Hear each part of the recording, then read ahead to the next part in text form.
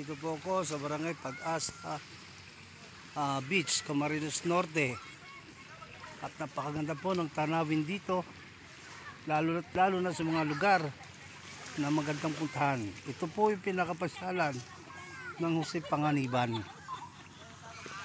Pagmasdan po natin ang mga lugar, tingnan po natin ang Pag-asa Beach.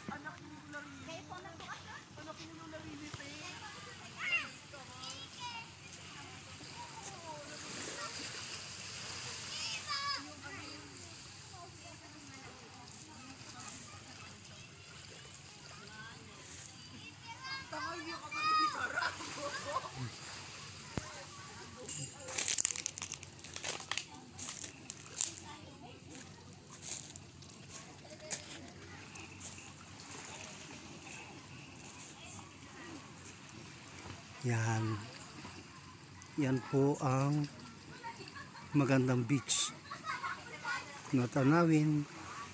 Mayroon pa tayong duyan. So ito po yung duyan. At ayun po ang tanawing paliguan. Yan.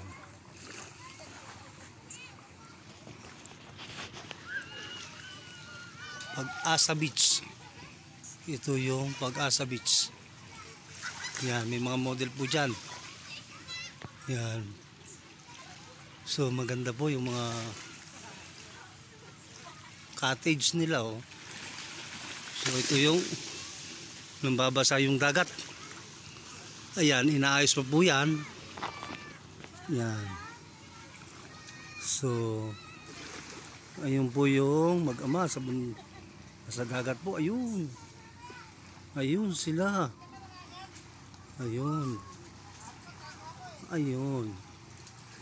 So, ayun. Ayun, si Ate Gemma. Ayun sila lahat. Ayun. So, masaya rito.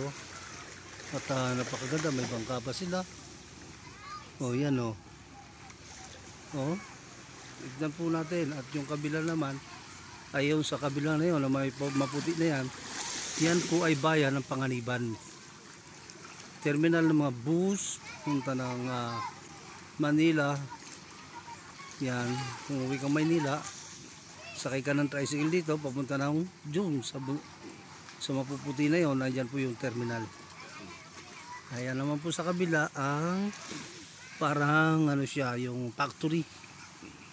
Yan, nandyan po yung factory. Ang governor po ng Panganiban ay mga Padilla. Yan po, yan. So, maganda.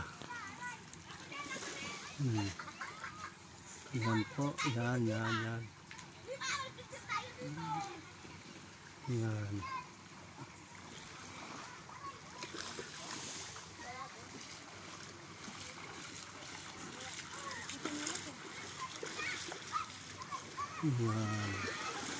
So kanya-kanya na silang ligo. Yan, ako hindi naligo. Yan.